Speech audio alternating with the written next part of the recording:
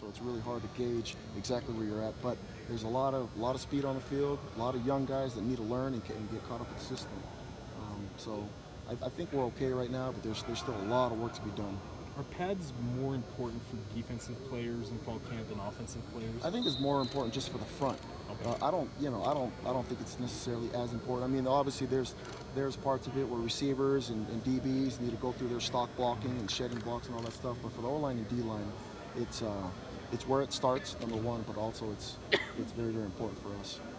In media day, you and I were talking about toughness. You thought this team had some toughness. I realize you're not in pads yet, but how has that manifested itself just in the first 2 days, that toughness? You know, I think the way that they've really bought in and started doing certain things that the head coach has asked. I mean, some of the things that he's asked them to do requires discipline and toughness, and they've been bought in. They've been sold on just doing everything that Coach Tuiaki has asked them to do, and I think that it's shown up in some of the development and some of the things that we're starting to see, especially with the young guys. One of your first-year freshmen ended practice with an interception. How beneficial can it be for these young guys just to get in there and make plays right off the bat? That's good. I didn't even see it. I was over here with the O-line and D-line, so good for him. But can you speak to just how important it is for guys to just come in and make plays? You know, obviously success for a young kid is really, really good. I mean, false success sometimes is really, really bad. And so, I mean, that's good for him to get. There's so many things that go into that. Was it a bad throw? Did the receiver run a wrong route? You know what I mean? And so, it's good for his confidence, but at the same time, we got to make sure that you know, we continue to push them and just make sure that they stay even keel and just continue to push through. How do you gauge success before you put on pads? This is all fake football, so we're all successful. Orange slices for everyone. Yeah, exactly. You mentioned spending time with the D-line. How are they looking so far? Looking good. Looking good. We're implementing a lot of new things that we ended up taking during the off season, which is it's taking some time right now for them to get. But we're also not in pads yet, so it's kind of like you know, the last thing you want is to lose a player when you're not in pads, and so we're trying to get them to stop. We're trying to get them to hold up. Today, I thought was a little bit more physical than I would have liked. Not in pads. Just you don't want to lose somebody with the shoulder or something. You know, doing it behind it. So we'll see. Tomorrow will be good for us. How's Zion doing relative to spring?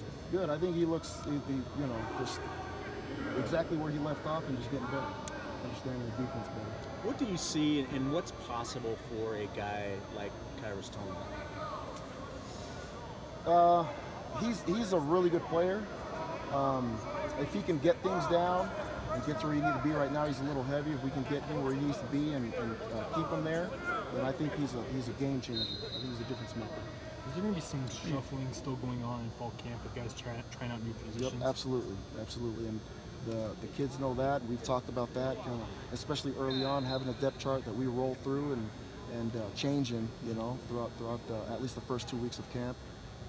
But you know, today a lot of the younger guys took majority of the reps, and we ended up pulling some guys out just to make sure that we can get some of the young guys caught up with the scheme. What are the benefits of facing this type of offense with all the motion and smoke and mirrors and trying to get guys going the wrong direction? What's the benefits on the defensive side to be facing that in the team? I think it's great for us to. We've got to make sure that we're sound, but also this type of football is physical. It's really, really physical, and so. You know, this game has always been about physicality. It's always been about being big and strong, and I think that it tests us right out the gate. And so, you know, we're excited about it. We're excited about being sound with our scheme and making sure that we've got answers to everything that they're throwing at us, and they're throwing a lot at us, which is good. But also, we've got to make sure that we're physical, that we're playing big man football. Are you seeing anybody step up on that defensive side in terms of leadership and that kind of thing? Because you didn't lose a ton of bodies last year, but you did lose quite a bit of leadership, I feel like. So is anybody kind of starting to assert themselves a little bit for the first few days? I think in every position group, they've all, you know, there's sorry. there's a lot of guys that are stepping up, and it's really, you know, not a leader that steps up and everybody kind of is behind him, but I think individually everybody's committed to just the process. They're committed to what we want to do, and so everybody's kind of pushing in the same direction. You know, it's kind of like, hey, we're doing this, and it's not like one guy saying, hey, come on, we got to do this. They're like, this is what we do. We're going to do this. Let's all go together and do it. And I think that the commitment from each player to do their part and to push in the same direction has been really, really good to see. Has Zane settled into that flash spot as well as you expected him to? I think so. You know, I think so. He's this dang fly, man. He's gaining weight. You know, he got. We wanted him to report to fall camp at a certain weight, and he did. And he actually hit that weight 2 weeks before fall camp, and we told him, okay, now that you're here and you know that you're a backer at the next level, you've got to get a little bit bigger. And so he's totally bought into gaining weight, and we just got to continue to push him to hold that weight. And you know, I think right now he might be between 210, 212, where last year he was playing at like 195. And so, you know, if he can continue to push him, get to about 225, and hold it and still keep his speed, I think that he'll be a guy that'll. What were you most impressed with in day 2?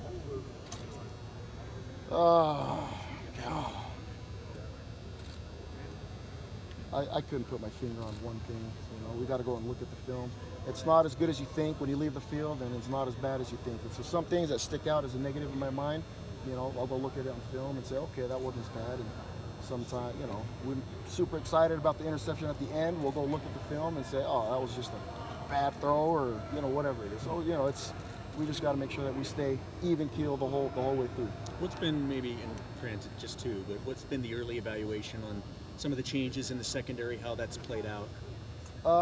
It's been good so far. You know, there's a lot of youth there, like as you know, but there's also a lot of speed. I don't know if you guys were able to see some of those young kids. I mean, we've got some long kids that can run and cover a lot of ground. But the game of football is so complex, and there's a lot that goes into it. Those guys need to understand football a little bit better and get into the scheme.